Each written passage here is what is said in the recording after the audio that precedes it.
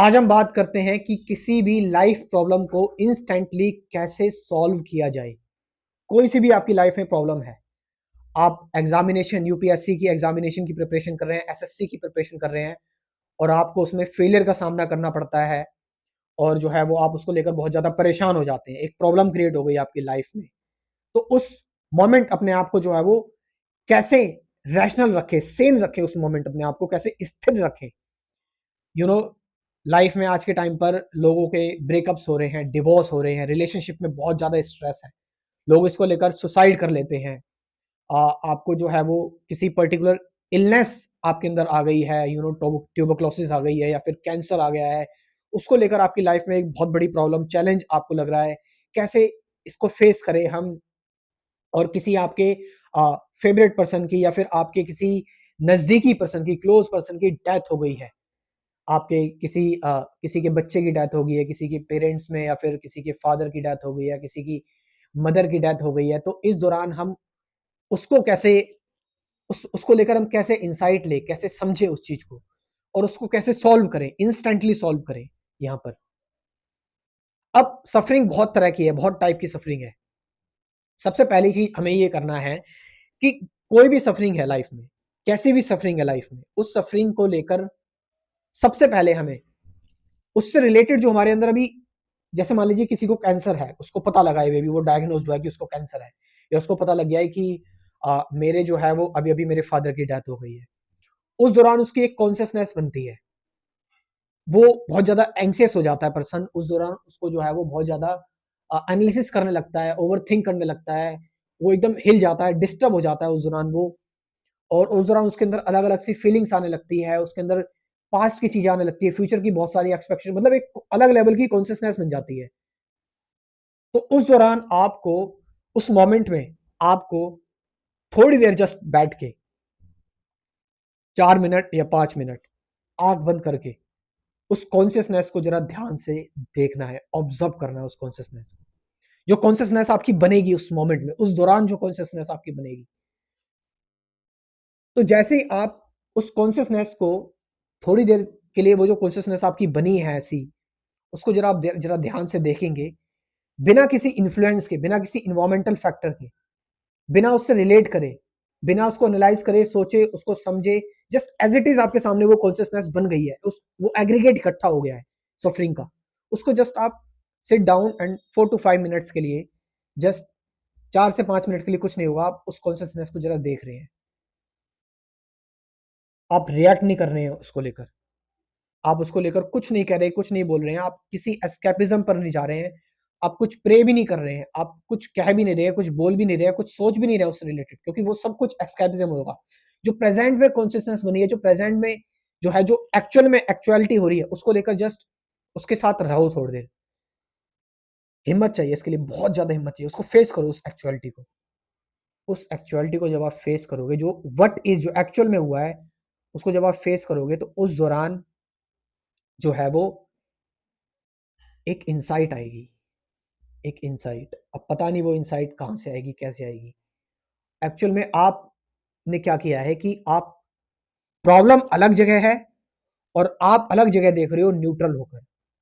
तो यानी कि प्रॉब्लम बिल्कुल एक अलग इवेंट हो गया और आप एक अलग इवेंट हो गए, आप एक अलग पर्सन हो गए। यानी आपने अपने अंदर क्रिएट कर लिया है ऑब्जर्वर, एक दृष्टा क्रिएट कर लिया है आपने, आपने एक साक्षी क्रिएट कर लिया है, साक्षी भाव में आ गए आप। तो प्रॉब्लम अलग, आप अलग, और आप बिल्कुल फिजिकली देख पाएंगे आप ही कि प्रॉब्लम अलग और आप अलग।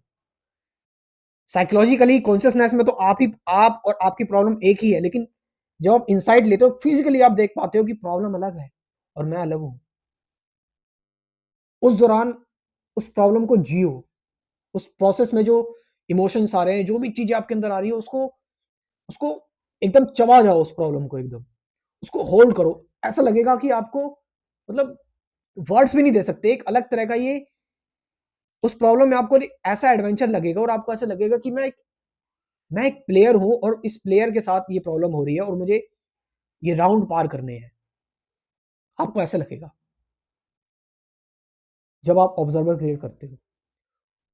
और थोड़ी देर बाद फिर क्या होगा आपके अंदर, कि जो आपने ऑब्जर्वर क्रिएट किया है, वो ऑब्जर्वर प्रॉब्लम की आपने जब इंसाइट ली, उससे जो इंसाइट आई, उससे जो आपने ऑब्जर्वर क्रिएट किया है, वो ऑब्जर्वर आपके अंदर परमानेंटली आपके अंदर स्थिर हो जाएगा, चित्त में आपके बिल्कुल स्थिर हो जाएगा। यानी अब आपके अंदर जो घटना घटनी थी वो घट चुकी है, और वो घटना है कि अब आपको जो है वो उस प्रॉब्लम की वजह से इंस्टेंट, जिसे कहते हैं हम इनलाइटनमेंट कहते हैं, जिसे कहते हैं हम, जो घटना था जो घट गया बस, जो मेरे अंदर जो बाहर आना था वो बाहर आ गया, वो चीज़ आपके अंदर आ जाती है। फिर आप हर एक चीज़ को वैसे ही देखने लगते हैं। जय कृष्णमूर्ति के जब भाई की डेथ हुई थी, उससे जो है वो जय कृष्णमूर्ति को बहुत ज़्यादा इंसाइट मिली थी। अगर हम बात करें कि अ, मैंने जितने भी स्पिरिचुअल लोगों के बारे में पढ़ा है, उनकी लाइफ में कोई ना कोई ऐसी प्रॉब्लम हुई। रमन महर्षि के जब फादर की डेथ हुई, उसके बाद से उनको एक इंसाइट आ गई। ओशो की लाइफ में जो है वो कुछ हुआ पास्ट में, उसको लेकर, ओशो को लेकर, उस चीज़ से लेके इंसाइट आ गई ओशो को। गौतम बुद्ध ने जब देखा कि लोग जो हैं वो बूढ़े हो रहे हैं, लोगों को बीमारी हो रही है, फिर डेथ हो जाती है, उसको लेकर इंसाइट आ गई। यू नो फिर परमानेंट रहता है ये ऑब्जर्वर, तो ये तभी रहता है जब आप उस प्रॉब्लम में, उस कॉन्शियसनेस में आप बिल्कुल रहते हैं। उससे जो दूर मूवमेंट होती है, उस मूवमेंट को आप नहीं वैल्यू देते हैं। जस्ट वो जो सामने हो रहा है, जो घट रहा है, उसके साथ आपने उसको बिल्कुल पकड़ लिया, उसको बिल्कुल फेस कर लिया उसको आपने। अब इसका साइंटिफिक रीजन भी है। साइंटिफिक रीजन है, आपका एक्सपोजर हो जाता है इमेजिनेशन में जो आप सफर कर रहे हैं, क्योंकि वो तो हो चुका है, लेकिन अब सफरिंग होगी इमेजिनेशन की। तो वो साइंटिफिक रीजन भी है, लेकिन यहाँ पर मैं एक जो कॉमन लोगों को समझ में जाए बिल्कुल आसानी से, वो ये है कि प्रॉब्लम के दौरान जो आपकी कॉन्शियसनेस बन रही है, उस कॉन्शियसनेस को एग्रीगेट करके उसको ऑब्जर्व कर लो बस, थोड़ी देर के लिए। और ऐसे ऑब्जर्व करो, बिना आइडेंटिफाई, बिना रिलेट करे, बिना जज करे, बिना एनालाइज करे, बिना, क्योंकि एनालाइज करना, थिंक करना, वो सब कुछ वो आप कर रहे हो अपने लिमिटेड इंटेलिजेंस से, आप कर रहे हो। उस प्रॉब्लम को उस जगह पर रहने दो, और आप देखोगे कि आपके अंदर एक ऑब्जर्वर क्रिएट हो गया है, परमानेंट ऑब्जर्वर क्रिएट हो गया आपके अंदर, एक्चुअल ऑब्जर्वर क्रिएट हो गया है। और आप फिर, हो गया जो घटना था, कुछ किताब पढ़ने की जरूरत नहीं है, आप कुछ अपने लाइफ में रियलिटी में एक्चुअल में देख लिया जो है क्या। कोई किताब बुक पढ़ने की जरूरत नहीं है, कोई मंदिर मस्जिद जाने की जरूरत नहीं है, कोई किसी गुरु के पास जाने की जरूरत नहीं है। जो जिंदगी में आपने सीखना था वो सीख लिया, वो सीखा आपने, एक ऑब्जर्वर आपके अंदर क्रिएट हो गया, एक दृष्टा क्रिएट हो गया आपके अंदर। और फिर बस मिल गया निर्वाण, इसे ही कहते हैं मुक्ति, इसे ही कहते हैं मोक्ष। फिर आप अनअफेक्टेड रहेंगे, क्योंकि अब आप अलग हैं, और प्रॉब्लम, चीजें अलग हैं, और आप एक अलग पर्सन बने हुए हैं, न्यूट्रल पर्सन, जिसको कुछ नहीं हो रहा है, जो एज इट इज है, हर चीज में, हर जगह एज इट इज है। जो दृष्टा है वो हर जगह एज इट इज है, उसको कोई फर्क नहीं पड़ रहा है। फर्क पड़ रहा है जो प्रॉब्लम क्रिएट हो रही है, जो जो तमाशा चल रहा है, जो गेम चल रहा है आसपास, जो जो सारी चीजें चल रही हैं, जो इवेंट्स चल रहे हैं। आप तो बस एक प्लेयर की तरह, और जो प्लेयर प्लेयर को कोई नुकसान नहीं हो रहा, वो बस जस्ट देख रहा है। कुछ लोगों ने इसको जाना तो उसने, किसी ने आत्मा कह दिया इस चीज को, ऑब्जर्वर को, किसी ने ब्रह्म कह दिया इसको, किसी ने पर ब्रह्म कह दिया इसको।